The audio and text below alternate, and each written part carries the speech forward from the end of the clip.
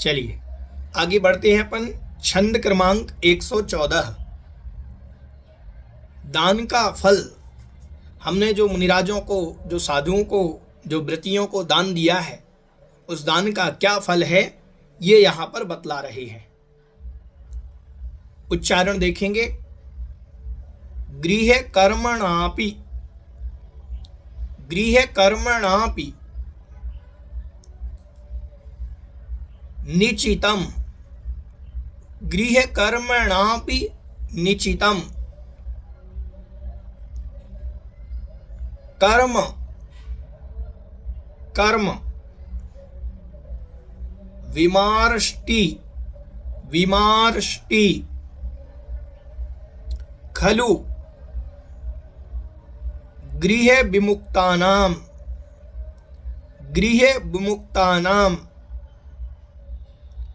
अतिथीनां प्रतिपूजा। रुधिरमलं, रुधिरमलं धावते वारी। ठीक है, उच्चारण करेंगे। गृह कर्मणापि निचितं कर्म विमार्ष्टि खलु गृह विमुक्तानां अतिथीनां प्रतिपूजा। रुधिरमलं धावते वारी। गृह कर्मणापि निचितं कर्म विमार्ष्टि खलु गृह विमुक्तानां अतिथीनां प्रतिपूजा। रुधिरमलं धावते वारी।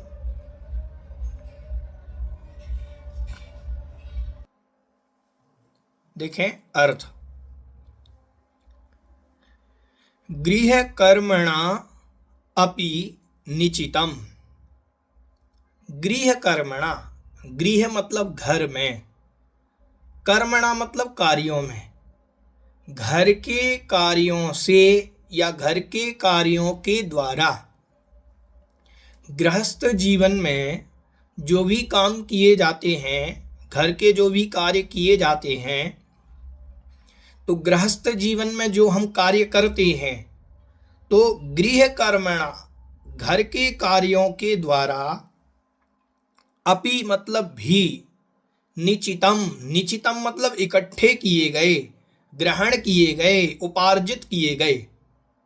ठीक है, घर के कार्यों के द्वारा, अपि मतलब भी, घर के कार्यों के द्वारा भी जो इकट्ठे किए गए हैं, एकत्रित किए गए हैं, उपार्जित किए गए हैं, ग्रहण किए गए हैं।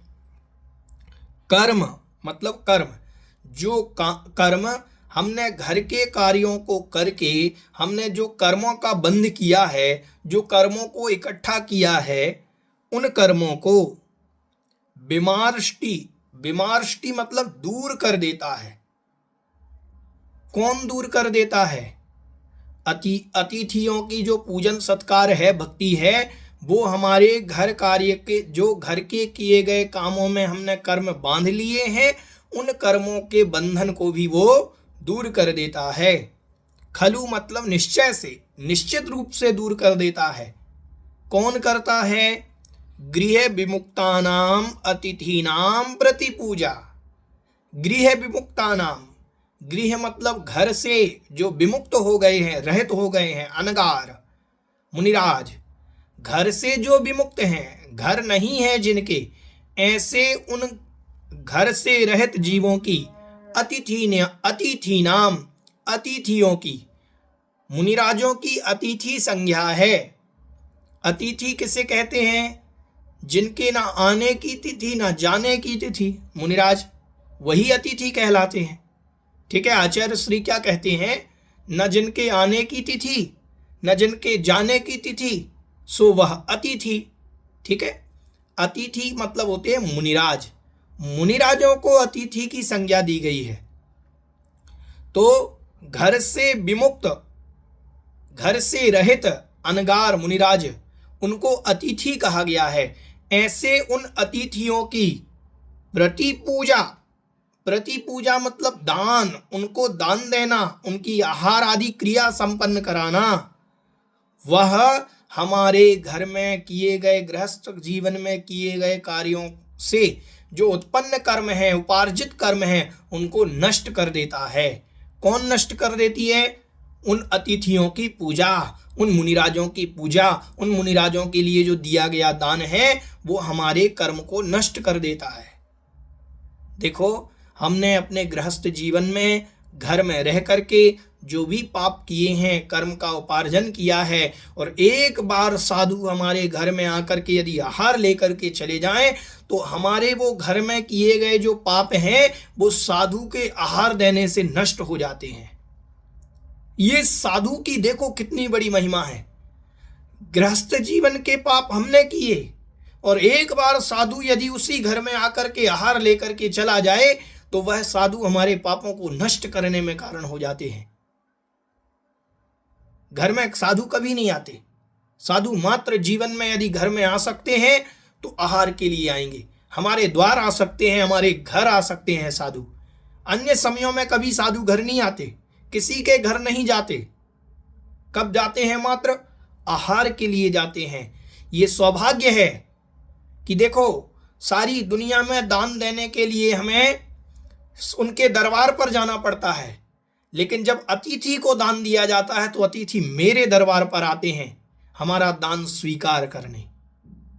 कितना बड़ा सौभाग्य है कि साधु मेरे द्वार पर आया है, गुरु मेरे द्वार पर आए हैं, अब मुझे आहार दान कराना है।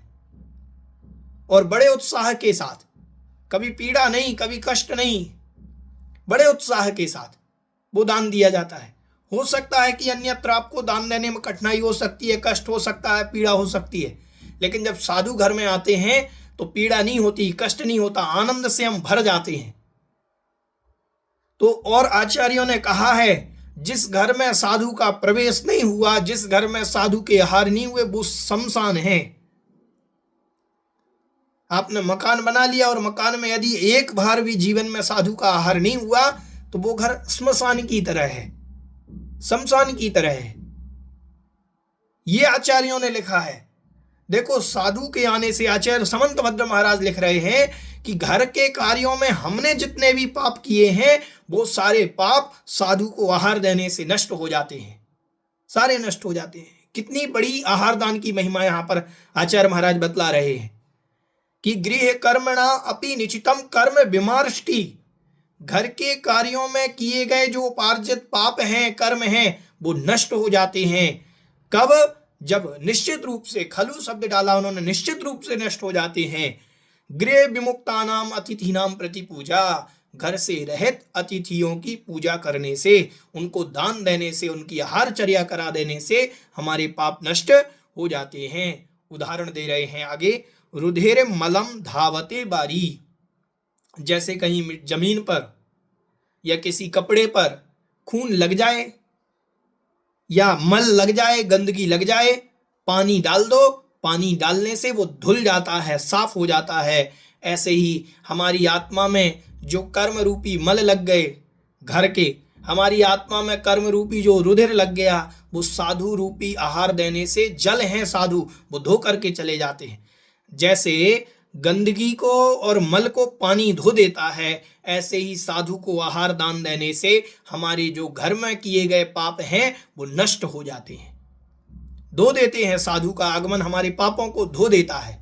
जैसा पानी गंदगी को धो देता है, जैसे पानी खून को धो देता है, रुधिर को धो देता है, ऐसे ही साधु का आगमन हमारे पापों को धो देता है, हमारे कर्मों को धो देता है। इतनी बड़ी बात आचार्य महाराज ने यहाँ पर लिखी।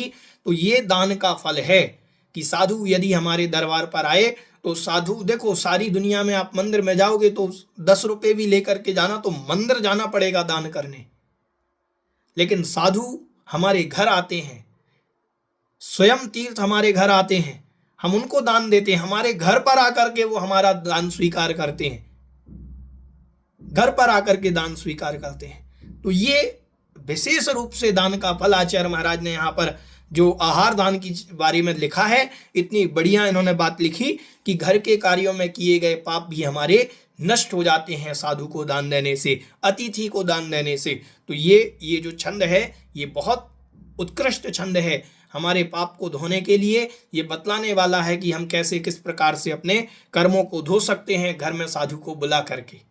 ठीक है, चलिए।